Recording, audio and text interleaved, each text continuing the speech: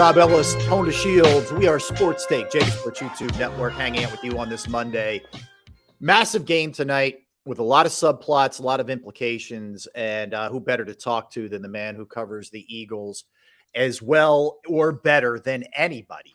And he's got the sweet lid on right. Oh, I like the whole thing. He's got the beard going. All right. He's Is that he's the ready for that Tottenham Seattle- Hotspurs? Is that what that is? A Hotspur cat? Tottenham. That's Tottenham. That's my team. Yeah, I haven't. Tottenham. Okay. Full disclosure here, I haven't showered yet, so that's why the hat's on.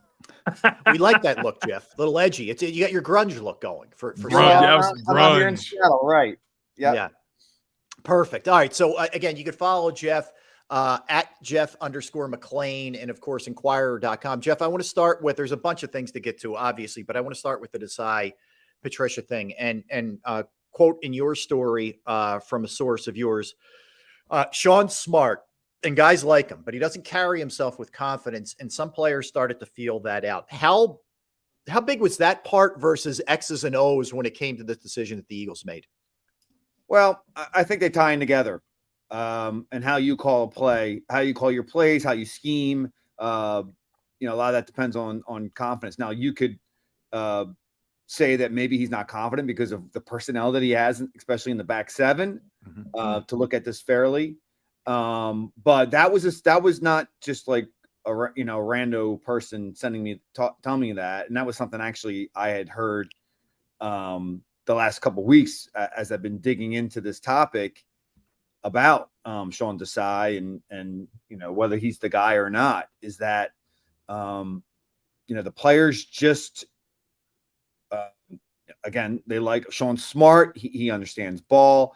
He can draw it up. He's a nice guy, but I think that maybe some of the stuff that the players wanted, particularly in the back, and actually up front too as well, just he wasn't doing it, and I think there were times in games when you'd see him dip his head, and if something went wrong, and I think that kind of rubbed off on or at least maybe some people felt that it was rubbing off on the players when things got down, and that's the sense that I've gotten about this team beyond the defensive side, is that and Slay alluded to this after the game when I asked him about it. He said that. I'm sorry. I'm just trying to get the. It's okay, man. We know you got breaking news and a lot going on. Ding off. Yeah. He said the guys just need to have more fun, and they're too tense. I mean, he didn't say specifically too tense, but he definitely said that they need to have more fun. And from what I'm hearing is that they're definitely too tense. Well, and you have some young guys in that secondary that it's understandable that under these circumstances they would tense up.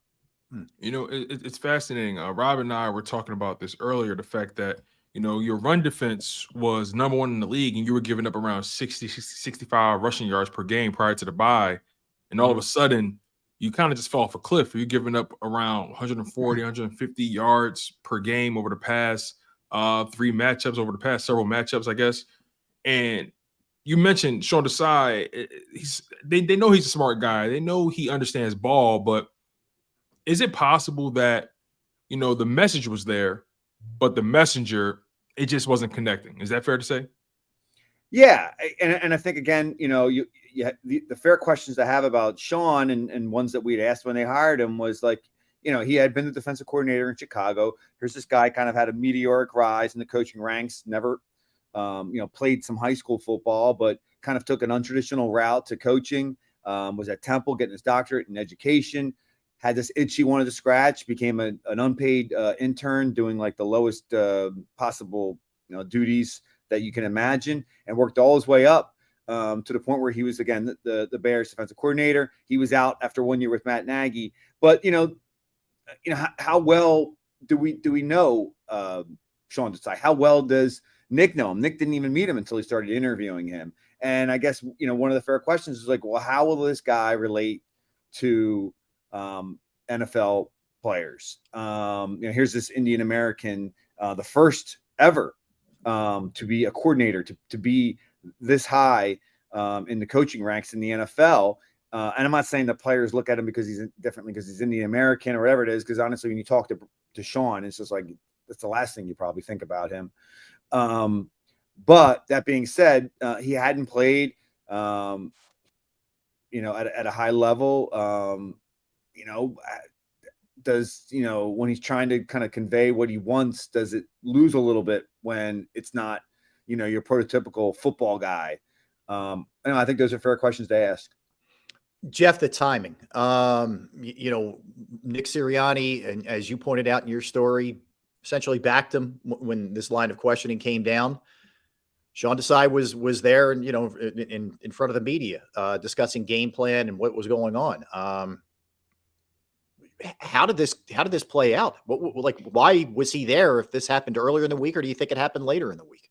I'm trying to find out all the details. From what I understand, is that it took Nick a little bit of a process. I don't think Nick knew that he was going to make this move when we spoke to the media on Tuesday. He was asked specifically about changing responsibilities, and then specifically about Brian Johnson. But later on, he was asked about Sean Desai and said, I have his confidence, etc. What do you expect him to say? And I think a lot of this obviously was done because of competitive advantages, at least the way the Eagles feel about it. I don't think, to me, I would have gotten away. I would have gotten ahead of it. You don't look like you're panicking. And whether they're panicking or not, the optics suggest that. Just on Wednesday, come out and, or Tuesday, come out and say, we're making this change. We looked at the scheme. We looked at the play calling. I think a lot of people would understand it. It just wouldn't look the way it has. But in terms of the timeline, I'm under the impression that Sean knew Wednesday when they put him up there on a podium. Jeez. I don't know for a fact yet, but that's kind of like, and he was kind of, and this is why he's still on staff, this is why which is again, a kind of a bizarre construct. If you're asking me, because he really is powerless at this point. How's this going to work moving forward? I mean, we keep joking amongst us reporters. It's like, okay, so who's going to be up there on the podium on Wednesday? Is it going to be Sean talking about Matt's play calling? It's got to be Matt. It's got to be Matt. It's strange, right? Because here's the thing, right? I was talking to Rob about this, and we had Sealski on earlier. I said to these guys, this to me appears to be a firing being masked as a demotion, and let's call it what it is, right? So there are two sides of this thing. There's some people who believe that, okay, the personnel was never playing up to snuff, or they didn't have the personnel at all. Therefore, Sean Desai's job was more difficult. Some people say, well, they're not this bad. Sean Desai should be able to make something happen with this, with this group of personnel. I'm curious to know, Jeff, where do you fall on either side of things? Yeah, I mean, as again I mentioned, in terms of like talking about Brian and his confidence, maybe he didn't have confidence because he didn't have the guys in the back seven. From what I understand, there were some issues with the guys in terms of how they're being utilized. They want more man defense, which I guess he was playing more of. And quite frankly, I think Slay's the only guy in that secondary that can consistently play man defense. Which brings in the whole question of personnel, right? I mean, these were decisions that were made in the offseason to bring back Darius Slay and James Bradbury, 2 over 30 cornerbacks. I think going into the offseason, I think a lot of people thought Bradbury wouldn't come back. And then all of a sudden they released Slay, and then they brought him back on another deal. To bring both guys back, I think you can certainly question, because they're both not fast guys anymore. You probably want maybe someone on the other side that can kind of complement Darius Slay per se. Now, Bradbury played well last year. He was an All-Pro, second-team All-Pro first. So, did anyone see this coming? Maybe some regression, but I don't think anyone would think that he would slide back this far. So these are decisions that Howie Roseman made. Again, letting CJ Gardner-Johnson walk. And I put a stat out last week. The Eagles had as many interceptions as CJ had 9 games last year for the Eagles. Mm-hmm. And I'm not saying CJ had to come back. I mean, there was other issues with him. He's definitely a wild card, I think, in the locker room at times. But in terms of like athleticism and speed, he brought that to the secondary, and now they don't have that really, if you're asking me. So I don't know where I think it's like pretty much all the above in terms of why they're not doing well. Sean was not doing a good job. And when you're pass rush, you invest as much as you have in the pass rush, and you're just not getting home for a large, period of a game. And this is what the Eagles have built their defenses on. then I think that's when, they looked at the scheme and looked at the coordinator and felt like something had to change. Yeah, and that's where I was going to go with you, Jeff. I mean, it's what look, we all can look at the back seven and say there's probably lacking talent there. For the most part, you let Hargrave go, understood, but that's a talented lot. Not to be, I mean, they've fallen off in the run game. They don't get to the quarterback. You're not going to fire players, or you're not going to move players or change their roles. So that to me was the indictment. The biggest indictment was right there. Right. And I should mention too, when we're talking about personnel, I mean, some of it was injuries. I think the Avonte Maddox injury, and behind that was Zach McPherson. People don't talk about that very much because he was going to be the next slot. So they lost their top 2 slot guys, and that became an issue. They brought Bradley Robin in. He's kind of settled it down a little bit, but they don't trust him to be out there on third downs. Eli Ricks is out there. Mm-hmm. Then you went and got at the safety position, Kevin Byard, and he don't look like he fits in the scheme. Now, this could be something that has led to them changing the play caller. Maybe we'll see. Maybe Kevin will flourish with Matt Patricia calling the plays, but he has not been a great fit. And then all of a sudden, we're going to see what Shaq Leonard's got left in the tank, because he's going to start with Zach Cunningham out. So, Sean Desai had to handle this as well. 3 new guys thrown into the mix that he didn't know, and all of a sudden, hey, figure out how to work this out. And in Howie's defense, I mean, these are moves that were kind of precipitated by injury, right? N'Kobe Dean also went down for the season, so that's why doing a linebacker. I mean, so he's trying to make things work. Did he make the best moves? I think now you can look at it and say, I'm not so sure. And did he invest enough in the linebacker and safety spots? We know that in terms of their philosophy, that's where they're going to go light. And I understand it. I'm on board with that theory. But did they go too light? Could you have brought TJ Edwards back? Okay, don't bring back both linebackers. Bring back TJ Edwards and maybe not spend as much on the Bradbury deal, or maybe a few other places where they've allocated their resources. Jeff, I'm curious, what do you think in terms of the message that everything that's been going on this week with Sean Desai and Matt Patricia? What message do you believe this sends to Nick Sirianni and the rest of the staff? And also, could this potentially send the wrong message to the players? I think the players wanted this, and that's kind of what precipitated it. Obviously, Nick ultimately has to want it. I think certainly Howie Roseman's voice is heard. From what I understand, Matt Patricia was kind of put on Nick's radar because Howie had a relationship with him. So in terms of messaging, I guess, every coach has got to know that he can get demoted in season.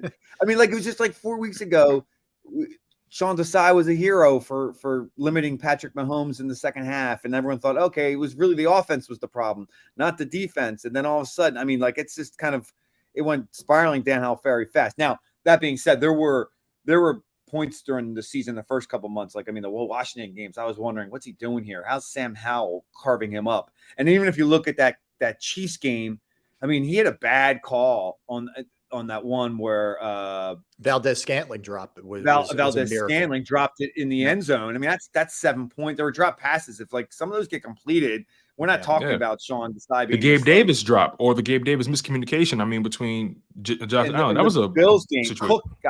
Cook got behind Nick Morrow on that wheel route and dropped a short 7 points. So those are kind of masking some of the flaws in the scheme. So I'm not sitting here suggesting that Sean Desai didn't need to get demoted, but I mean, I feel for the guy too. This is his career, and all of a sudden, they're pulling the zip cord pretty darn quick. Yeah, it's a bad look for him. Yeah. Jump to the offensive side, Jeff. And I don't know if you've heard anything on Hurts. We know he flew out separately, not feeling well, et cetera. But assuming he goes, and I don't know if he does or not. But what's your feeling on how he's playing? You just generally of late. Yeah, I'm checking now to see, because I have a couple texts out about whether he's going to go. I mean, last I was told was that he's flying out. That's a good sign. That tells you, our expectation is that he'll play. Yeah. My guess is he'll play, unless there's some sort of significant setback that he's had today. But in terms of his performance this season, I mean, he's regressed a little bit. I hate even using that word, because I think, we have to look at this sometimes in the bigger picture and just take a step back and be like, there are areas in which he has really improved. He's definitely throwing better from the pocket. But this was bound to happen when you have as much success as the Eagles had last year offensively. They're gonna the best defensive coordinators in this league are really smart. They're going to study the heck out of that film, and they're going to find every little tendency, and they're going to take that away from you. And the Eagles have struggled in that regard. Some of that falls on Nick and Brian, but some of that also falls, I think, on Jalen, and he just hasn't been able to kind of be as effective in the run game. When I mentioned that, I should also say that this was a guy that was playing through a knee injury in the middle of the season, so that probably played a part in it. It was weird. I think maybe they're trying to help him in terms of like protecting him, but some of that running, it was just like he was just sliding. He wasn't seem like he was moving as well. And then I think that's affected him in regards to affected the entire offense now, because your running backs aren't getting as much contact, many free yards before contact, right? And then this offense the previous 2 years isn't like a run first, run heavy offense, but the run is so important for them because it really does open up a lot of what they can do in the passing game. And now that they haven't just been able to run as much, especially with the zone read game, the RPO game, it's like they can't even go to that well, really, like they used to anymore. So that's hurt the offense. And then in terms of just like the drop back passing game, I think there's times when Jalen's look great. These last few weeks, I felt like maybe in some cases, because a lot of teams are playing man defense on him, he's forcing some of these throws. Now, again, they'll take some of those forces to A.J. Brown and Devontae Smith because those guys can win in the air, right? And they're really good really good receivers. And the same could be said for tight end Dallas Goedert. But a few times where maybe just, hey, just go check it down here, or just make this throw, this easier throw where you can get the first down. Yeah, Jeff, I think what we're seeing, especially when it comes to Jalen Hurts, I think we're literally watching the development of a young quarterback. And I think some of us were a bit jaded by his meteoric rise from year one as a starter to year two as a starter. And now what we're seeing in year three as a starter, we're seeing this guy who's kind of feeling his way around these new looks that defenses are throwing at him. The schedule's more difficult. He's going up against a higher caliber in defensive coordinators and defensive minds, defensive talent. We're literally watching this guy develop right in front of our eyes, and they're winning in the process to an extent. They're 10-3. So this is kind of the perfect situation in terms of just, look, he's still growing, but you're right in the thick of maybe getting the number one seed. Do you think that the way people have been looking at Jalen Hurts could be a bit unfair or unrealistic in terms of his growth, especially everything that I've just mentioned with the coordinators and the schedule and watching him develop? Yeah, no, absolutely. Look, again, you said this about the whole entire team. They're playing better competition. And then step back and just 3 weeks ago, Jalen carried the team to a victory against the Bills. So I know this is a week-to-week business, and the emotions of fans and some of the media is built upon the whole week-to-week thinking. But as you mentioned, it is important to step back and look how far he's come. And then maybe last year things were came a little too fast in terms of like what your expectations are for Jalen. This is just a process, and this is what Jalen's going to have to go through. He's still very young, as you mentioned. The new coordinator was something that he had to adjust to. The way defenses are playing him is something he's adjust to. The franchise contract now. There's a lot more riding on this kid's shoulders than before. And then I think what the Eagles are what they're admitting here these last few weeks is like Jalen didn't play that badly against Dallas. There were drop passes, there were obviously 2 other fumbles. He can't fumble the ball, and that's an issue as well. He didn't perform that poorly, I thought, in the Dallas game. So I think the Eagles are taking that into perspective. But if the defense can't get off the field and the offense, because this is teams built around offensive strength and staying on the field and scoring points, if the defense can't do their fulfill their end, then it falls, puts more pressure on Jalen and the offense to come through. And I think that's not the way the Eagles want to build this thing. Rob, if I can sneak this in real quick, if I can sneak this last thing in. Mm-hmm. If you really look at what he's been doing all season, right? The only thing that really stands out is the turnovers. Right? I think he has 15 on the season, but if you really look at his numbers, if you take a step back and look at his numbers, he's throwing the ball more. He's completing his passes at the same clip. He's on pace for more touchdowns, so he's on pace for more yards. So one can argue he has taken a bit of a step forward, but the turnovers kind of mask that. Is that fair to say? Yeah, the turnovers, I mean, are bad. You just can't have as many turnovers and they're not like, some of them are fluky. There were a couple interceptions that were fluky, but some of them just aren't. And, when you make these mistakes, it's because there's other reasons that are leading to the mistakes that are being made, that, you're not playing as well as you need to play in terms of executing a play. One of the issues I think for Jalen that they have to fix, if we're going to go look at this from a kind of a micro point of view, is just like the blitzes and the 6 and 7 man pressures. The Eagles are facing more than any offense in the NFL, and they're not doing very well against it. And I think some of that's to do with, like, they've given Jalen more at the line. They've given him more responsibility. Now, Jason Kelce is generally responsible for, setting the protections versus those blitzes. But Jalen sometimes has a say too. And I think there's maybe been occasionally some miscommunication there in terms of what needs to be done. And I think, but also some of it falls on the scheme. Like, I feel like they need to have better built-in answers for Jalen versus the blitz. I don't really kind of like what they give him sometimes when he's got a hot read, a free rusher in his face. So I think you could sprinkle it all around in terms of blame when we're talking about how they've handled the blitz.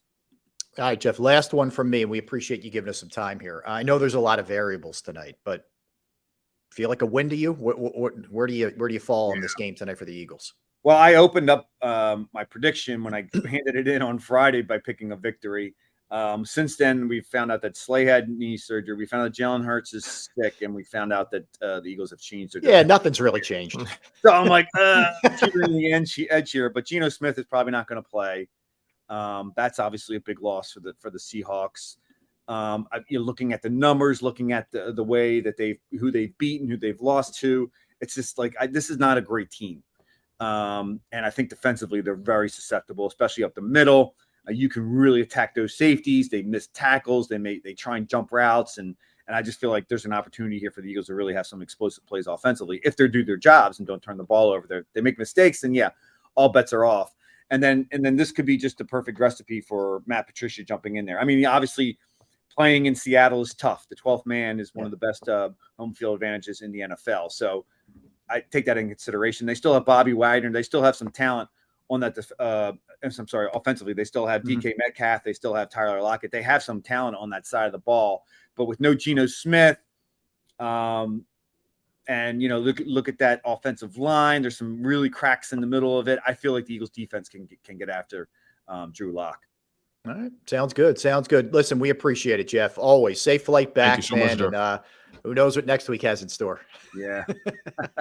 Merry Christmas, Jeff. Appreciate it, man. Merry Christmas. Travel safe, sir. All right. Thank you. Appreciate the time there. How about that? You put your predictions in on Friday, and it's Slay, knee surgery, Jalen's sick. It doesn't even fly with the team. And then the Patricia thing. It's like, oh my God, man. The gift that keeps on giving, Mr. Ellis. There's always something to talk about, man. Always something to talk about. All right, so let's look at it, Tone. Give me your storylines, your predictions, how you think this thing shakes out, because we've got about 3 minutes left here in the show. If I can make it really quick, I think the Philadelphia Eagles do win this game. I think they win the game 28-23. So I think this is going to be a physical game. I think this game is going to come down to the fourth quarter, but I ultimately believe the Philadelphia Eagles are going to snag a double-digit lead, and then Seahawks are going to score late, try to get it close, maybe kick an onside kick, but they won't. But they don't get it. So I think the Eagles win this game 20-25. I'm sorry, 28-23. I'm rolling with that. 28-23. Okay. I'm going to go 27-20 Eagles. I think Hurts plays. I think he plays well. I think they do get back to running the ball somewhat. I'm not telling you it's going to be a crazy amount, but I think they'll run the ball well. I think they will force, if it's Drew Lock into a turnover, they're going to force it, which will be big.